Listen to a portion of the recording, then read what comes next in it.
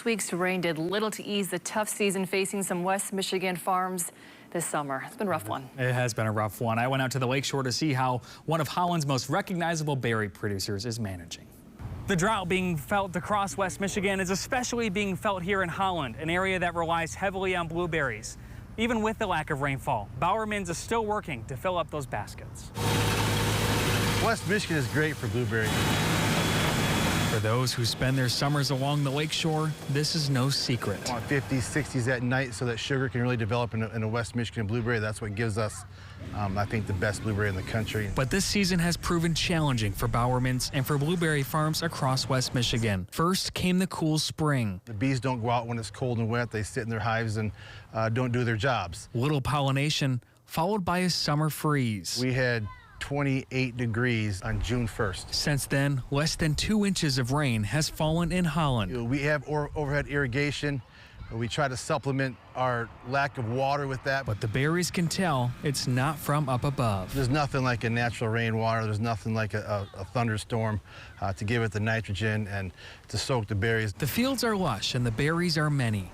But there's no doubt the weather has still taken its toll. The big concern now going forward, obviously the berries aren't going to size. They're going to be smaller. You're going to see it in the grocery store. For berry farmers, that's a problem. We get paid by the pound. So I know people sometimes can get upset when it's small. There's no one more upset than me when that's how I make my family living, is based on tonnage. And that's down considerably this year. Despite these challenges, Bowerman's diversified operation allows them to pivot when the weather becomes uncooperative. If the size just isn't there, the grocery stores are not going to accept very, very small berries inside of a cup. Every single day we're making decisions on quality, on whether or not we should be picking with a machine and putting them through our process line to go into a frozen product.